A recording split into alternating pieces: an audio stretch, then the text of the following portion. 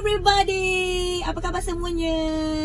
Hari ni Cikgu Jija nak share dengan korang semua tentang satu ilmu untuk orang-orang yang sedang berikhtiar untuk merancang kehamilan. Sebab benda ni adalah apa yang Cikgu Jija gunakan sendiri. So ni kira macam kita share pengalaman lah. Sebab ramai yang tanya, ramai yang tunggu nak dengar sendiri. So tak apa, kita share. Ini apa yang Cikgu Jija share pada hari ini adalah berdasarkan apa yang Cikgu Jija buat, apa yang Cikgu Jija lalui dan apa yang Cikgu Jija faham. So kalau ada term-term yang salah ke, ataupun mungkin macam tak berapa jelas ataupun tak berapa tepat, Cikgu Jija minta maaf dululah awal-awal, okey?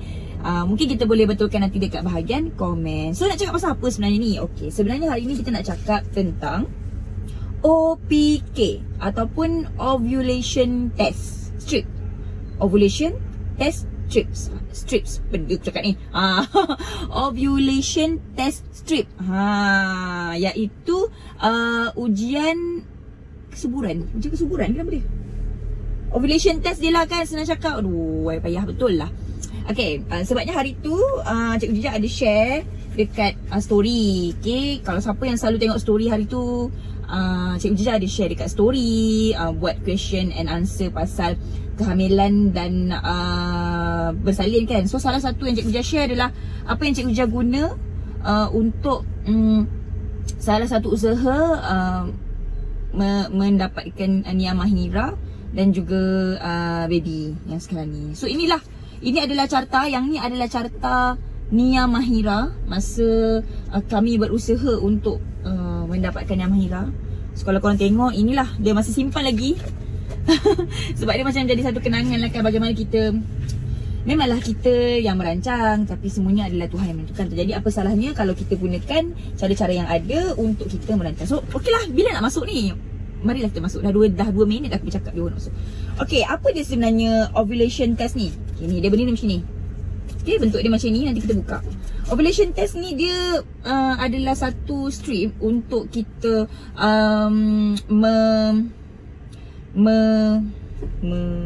mengesan. Apa benda aku nak fikir ni? Dah lama tak cakap, tengok dah lama tak cakap dalam kelas. Untuk mengesan waktu subur dengan kadar ketepatan dia dalam, ada tulis nota tau, dalam 99.6%. Kadar ketepatan dia. Okay, memanglah semua orang tahu, kita ada cara-cara kita untuk tahu waktu subur masing-masing kan. Dari segi lendir yang keluar kan, kita boleh tahulah tu semua lah kan. Untuk orang-orang yang dah berkahwin tu dia akan tahu. Tapi ni dengan menggunakan strip ni, kita akan dapat mengesan dengan InsyaAllah lebih tepat lagi. Jadi bilakah masa ovulasi, jadi kita dapat bersedia untuk kita make love. Okay, khas untuk orang yang berkahwin saja. Okay, macam mana sebenarnya OPK ni berfungsi?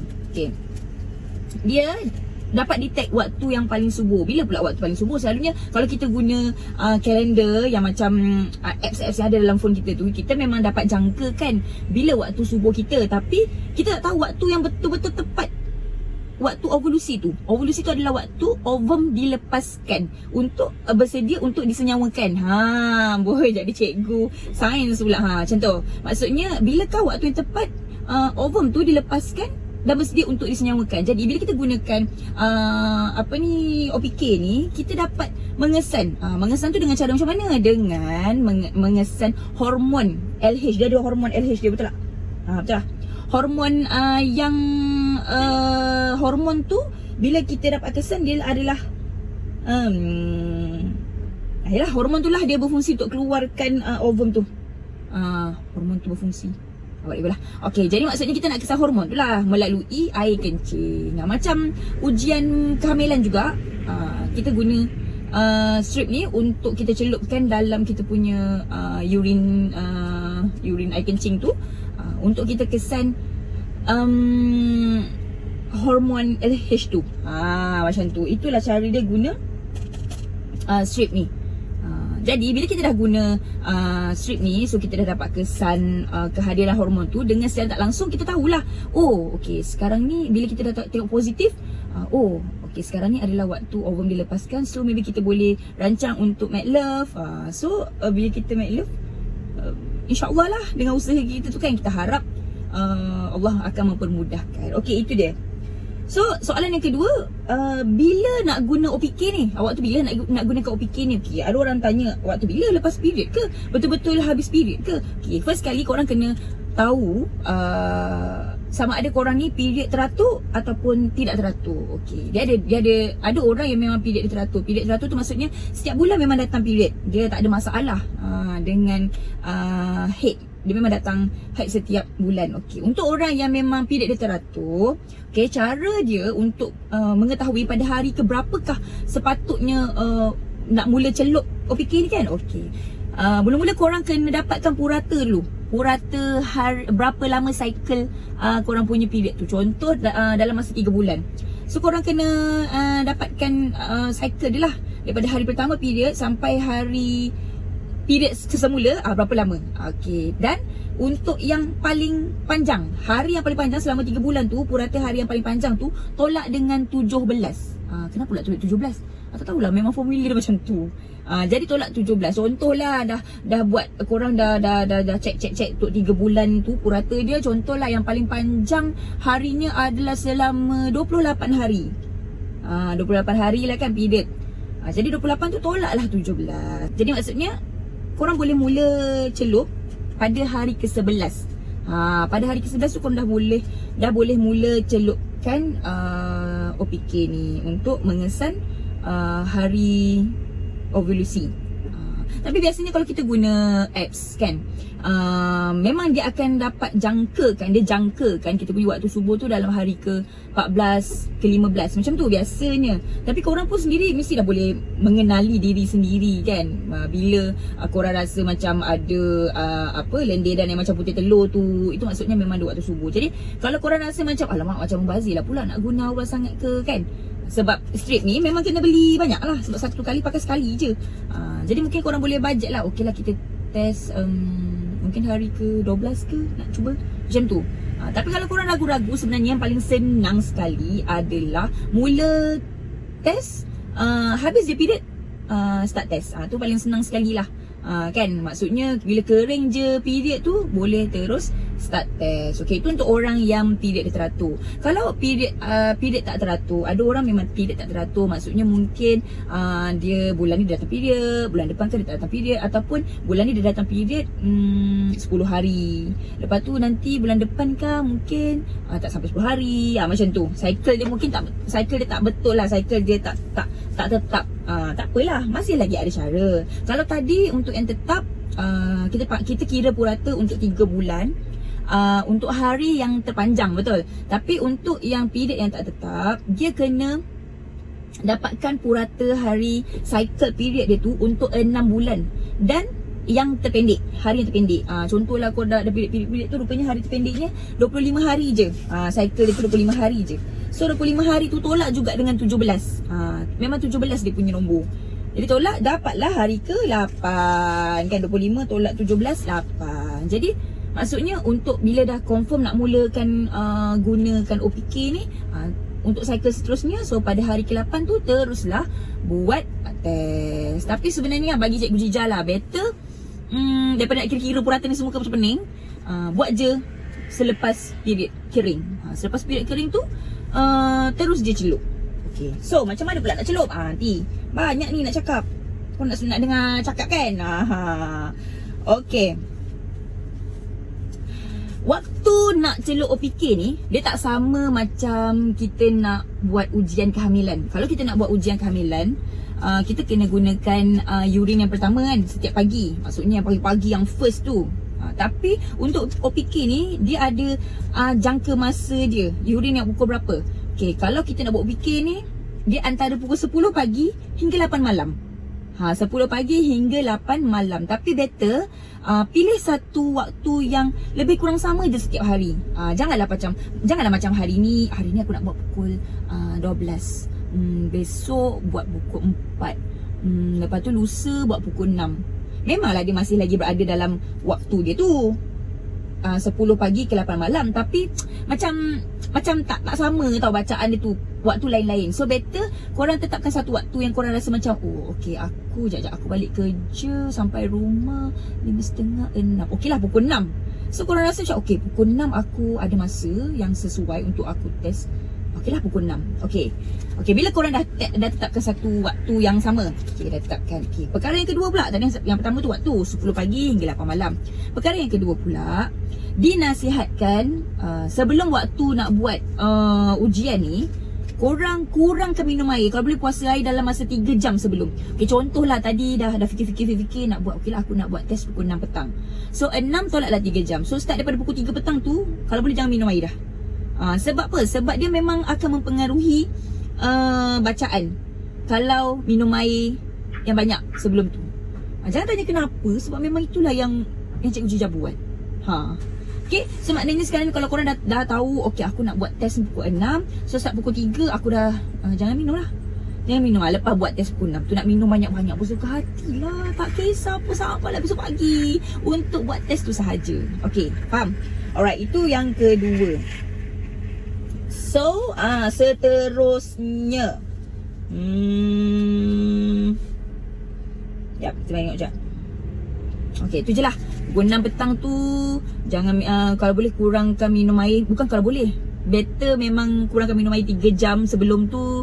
Dan juga kalau boleh buat waktu yang sama je setiap hari, supaya cantik lah bacaan tu. Kita memang maksudnya waktu yang sama lah kan. Dia macam bagus lagi macam tu lah daripada hari ni tengok pukul 6, kan besok tengok pukul 3 pula, kan besok pukul 1 pula. Tak sesuai macam tu. Okay, seterusnya okay, macam mana nak cara guna OPT ni. Okay, ni benda dia. Sebab hari tu hari tu memang beli banyak sekali lah. Sebab dia memang jual sekali banyak lah. Rugilah nak beli sesuatu kan. Sebabnya setiap cycle tu, katakanlah kalau kita nak start check tu dalam hari ke 9 ke 10 macam tu kan. Misal katalah kita nak check tu daripada hari ke 10, 11, 12, 13, 14, 15, 16. Dalam 7 strip jugalah untuk satu cycle tu kita nak guna. So memang kita akan beli banyak. So ni memang ada lebih lah hari tu. Okay, ini cara guna dia macam biasa lah. Dia nampak macam ni. Okay, buka lah kan. Okay, buka. Yang ni yang hari tu memang belum guna lagi lah. Dia macam ni lah. Dia sama je macam kita punya test ujian kehamilan tu. Bentuk dia macam ni sama. So caranya adalah celupkan ke dalam air kencing tadi. Air kencing tadi macam biasa lah kan. Korang tak dah lah dulu dalam bekas ke apa. So celup. Lepas tu ikutlah arahan. Macam kat dalam ni dia kata okay, take the strip out after 10 second and lay at the flat. Apa benda ni habis? Okay, take the strip out after 10 second and lay the strip flat. Read result in 5 minutes. Okay, bacalah. Kena bacalah. Malam baca tu kan amalan mulia. So dia bagi arahan kat situ. Dia kata masukkan strip 10 saat. Ikutlah korang punya tu macam mana. Kalau 15 saat so masukkan celup. Pastikan jangan lepas daripada garisan maksimum tu. Nampak tak? Macam mana orang selalu buat tu macam ni macam tu lah kan. Okay, nampak tak yang maksimum tu? So celup pastikan jangan lebih lah daripada garisan maksimum tu. Okay, lepas tu celup 10 saat je. Lepas tu letak dekat tempat yang rata. Carilah satu kawasan yang rata. Yang rata tu biarkan je. Tadi dia kata baca result tu dalam masa 5 minit. Janganlah kau duduk tengok macam tu. Tunggulah 5 minit selepas tu barulah tengok. Okay, macam nak tahu dia positif ke dia negatif. Okay, dekat strip ni nanti dia ada satu line tu. Dia memang line control line. Control line tu memang dia akan ada garis dia. Itu menandakan bahawa strip tu berfungsi dengan baik. Sama juga macam ujian kehamilan kan. Okay, so maknanya nanti dia ada satu strip. Dia macam ni lah. Macam ni. Dia nampak kah? Mana okay, macam ni. Contoh atas sekali ni kan. Okay, dia ada satu je. Contoh yang atas ni ada satu je line. Tu maksudnya itu adalah line control dia. Menandakan strip ni boleh digunakan. Okay, sebab yang ni line yang pertama ni dia tidak menunjukkan dia positif lah. Okay. Lepas tu korang tengok pula sebab yang ni adalah yang masa Nia punya. Dah 2 tahun lebih lah kan guna dia. Dah 3 tahun lah. Dah kabur-kabur dah. Okay. Kalau korang nampak pula mana contoh dia? Kita cari contoh. Cari contoh. Okey, macam contoh ni. Bawah ni. Bawah ni korang nampak ada dua line. Ada dua line. Tapi satu line dia tu sangat pekat. Itu adalah line dia punya control line tadi. Satu line tu kabur. Okey, satu line pekat, satu line kabur. Kalau satu line pekat, satu line kabur, itu maksudnya belum lagi positif. Okey, satu line pekat, satu line kabur maksud dia belum lagi positif. Janganlah, dia tak sama macam UPT kehamilan. Kalau kehamilan tu kalau kabur pun alhamdulillah tu dah pregnant lah kan. Tapi kalau untuk cek kesuburan ni, satu line terang, satu line kabur, itu belum lagi positif. Okey, macam mana nak tahu positif? Okey, positif adalah apabila kedua-dua line tu dia sama terang ataupun salah satu line tu dia lebih terang.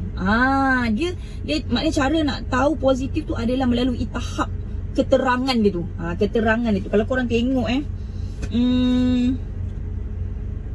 dah tak nampak lah. Okey, yang ni nampak kot. CD15 ni bawah ni. Nampak tak? Nampak tak dua ni? Dia sama terang. Maksudnya sama terang ni, ini adalah waktu ovulasi berlaku lah. Yang ni sama terang. Yang sebelum tu dia satu tu kabur kan, satu terang. Ni sama terang. Lepas tu selepas tu, ini bukan selepas, ni sebelum lah. Sebelum atas tu sebelum lah kan. Sebelum tu dia kabur. Lepas tu bawah tu dia dah sama terang. Lepas tu dia semakin kabur semula. Maksudnya yang sama terang tu je adalah hari ovulasi, iaitu ovum dilepaskan dan bersedia untuk disenyawakan. So apabila korang dah jumpa hari yang positif tu, maknanya korang tengok macam okey, cek kan, semalam tu cek masih kabur, hari ni cek dah dua-dua line dan naik. Lepas tu sama terang. Lepas tu yang satu ni lagi terang. Wow. Okey, itu maksudnya alhamdulillah. Maksudnya ovum telah dilepaskan dan bersedia untuk disenyawakan. Jadi sekarang ni kenalah cari spermanya. Takkanlah tu pun nak ajar kan. Jadi pada masa tersebut, bila dah dapat detect lah positif tu, kenalah bersama dengan suami, make love dalam, kalau boleh 3 hari berturut-turut ke, macam tu. Ataupun sehingga jumpa balik, bukan jumpa balik, sehingga dah tak positif. Tetap juga teruskan, macam walaupun hari ni dah jumpa dah waktu yang positif tu, okay, esok tetap juga cek pada masa yang sama, macam masih positif.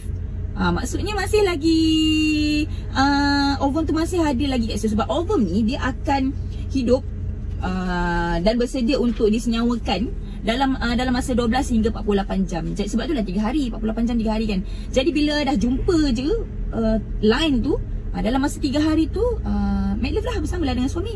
Sebab kita sedang berusaha kan untuk mendapatkan zuriat. Ini salah satu cara ni. Sebab sperma pula dia akan bertahan, insya-Allah lah, diikut juga kualiti sperma tu, dalam masa 3 ke 4 hari. Lepas tu selang-seli. So dan benda tu diulang semula lah. Cycle pertama mungkin Allah belum bagi rezeki lagi, belum berjaya. Cycle kedua mungkin belum berjaya. Yang penting benda ni jangan stres. Jangan stres. Tipu lah kalau tak stres. Memang akan stres sebab kita, itu adalah harapan kita kan. Bila period je kita akan rasa macam alamak, period ke.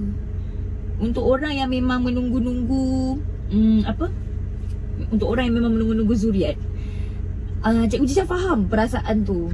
Bila waktu dah nak datang period tu kan, lepas tu tiba-tiba period, Cikgu Jijah faham perasaan tu. Sebab pernah rasa juga, tiba-tiba aku sedih kenapa. Pernah rasa macam tu. Sebab kita berharap tapi kita period, memang akan sedih. Okay, tak apalah, sedihlah sekejap. Pinjamlah bahu kawan kejap. Kawan-kawan ada, kawan baik, kawan-kawan memang menjadi saksi. Lepas tu kita janganlah sedih lama-lama, jangan stres. Lepas tu teruskanlah semula cycle yang seterusnya dan ulanglah semula. Okey, kalau nak kata gunakan OPK ni 100% boleh berjaya, tak juga. Ini adalah salah satu cara. Ada orang dia guna check body temperature badan kan, tapi Cikgu Jia tak pernah buat yang body temperature tu. Cikgu Jia memang buat OPK ni sahaja. Macam kalau korang tengok masa Nia, masa masa nak mendapatkan Nia. Sebab sebelum mengandungkan Nia kan Cikgu Jijah pernah mengandung sekali. Tapi sebab baby tu abnormal dan dia meninggal dalam perut masa umur 18 minggu. Jadi memang Cikgu Jijah macam rehatkan diri dululah. Dalam masa 3-4 bulan tu memang rehatkan diri dulu. Tapi lepas tu macam dah mula macam rasa macam okey, kita kena berusaha lah kan untuk anak yang seterusnya. Sebab kita pun bukannya muda kan. Jadi macam tengok Nia kalau korang tengok ini adalah jadual OPK. Sebab Cikgu Jijah ambil masa juga untuk memahami OPK ni macam mana masa tu. Tak ada siapa-siapa yang buat penerangan macam ni. Memang melalui baca sendiri. Lepas tu masa tu beli strip tu dekat Facebook. Lepas tu orang yang jual tu pun ajar kita macam mana. Biasanya kalau beli strip ni, nanti dia akan bagi satu kertas, fahamkanlah kertas tu. Macam tu cara penggunaan dia. So kalau korang tengok, Cikgu Jijah start daripada Julai 2017. Okay, masa Adam Adeni meninggal dalam perut tu, masa tu bulan 3. So bulan 3, ni bulan Julai, bulan 7 kan. So dalam 4 bulan selepas tu lah kita dah mula. Tapi masa ni memang baru-baru lagi macam belajar. Tak betul lagi lah. Sebab tapi kalau korang tengok masa Cikgu Jijah check tu dalam 6.45 pukul 6, pukul 5, pukul 7. Tak sama sangat lah masa. Lepas tu okay, CD ni kalau korang perasan kan dekat tepi ni Cikgu Jijah ada tulis CD ni. CD ni maksudnya cycle day. Cycle day tu hari keberapa. Hari keberapa tu kita kira daripada hari pertama period sampai hari period kembali. Jadi cycle day 1. Cikgu Jijah mula buat untuk bulan Julai ni adalah pada CD 10. Cycle day 10 ni mula celup. Okay, lupa. Dan lagi satu term. Ni satu CD kan, cycle day. Satu lagi nanti korang akan jumpa DPO, day past ovulation. Okay, DPO ni maksudnya tadi macam korang dah dapat jumpa hari yang positif tu kan. Okay, korang dah dapat jumpa hari positif tu. Bila korang check hari esok tu masih lagi positif, maybe hari next tu dah tak positif kan. Itu adalah DPO 1, day past ovulation 1. Maksudnya itu adalah day past ovulation. So bila korang dah DPO 13 ke, DPO 14 ke, DPO 15 ke, period tak datang, InsyaAllah pregnant. Macam tu dia punya formula dia. Sebab sepatutnya pada DPO 15 ke ataupun DPO 14 tu patutnya dah datang period untuk cycle yang baru. Tapi kalau pada masa tersebut period tak datang, InsyaAllah pregnant. Masa tu korang boleh check lah pula. Itu DPO. Tapi biasanya kalau macam Cikgu Jijah dah start jumpa hari yang positif tu, sampailah dah jumpa DPO tu, lepas tu memang dah tak check lah kan. Macam nak jimat lah strip ni kan. Cuma tengok berdasarkan kalender je lah. Sebab kita pun tetap juga guna apps kat kalender dekat phone kita. So kita gunakan apps lah. Okay, nak sambung balik. Okay, kalau korang tengok ini mula Julai 17. Lepas tu bulan Ogos tak buat, bulan September tak buat, bulan Oktober tak buat. Tak, masalahnya ingat sekali buat tu boleh dapat berjaya terus ke? Ya biasalah manusia kan, pengharapan tu ingat macam buat sekali tu terus dapat. Bila tak buat terus kecewa, lepas tu tak buat. Bila buat kecewa terus tak buat lepas tu. So maksudnya bulan 7, bulan 8 tak buat, bulan 9 tak buat, bulan 10 tak buat, lepas tu dah 3 bulan tu kan. Dapat balik semangat. Bulan 11 start buat. Bulan 11 ni start buat balik. Okay, lepas tu bulan 12 tak buat. Nampak tak aku tak konsisten? Nampak tak? Sebab mungkin bulan 12 tu pun waktu cuti kan, jalan-jalan ke apa, malah fikir. Okay, so bulan 11 tu buat, lepas tu bulan 12 tak buat. Lepas tu kembali balik, sambung bulan Januari 2018. Bulan Januari tu buat. Lepas tu bulan Februari tak buat rasanya. Bulan Februari tak buat. Skip. Dah sedih sebab bulan Januari tu period. Lepas tu bulan Mac tu buat balik. Sebab Cikgu Jijah ni macam ada satu apa lah?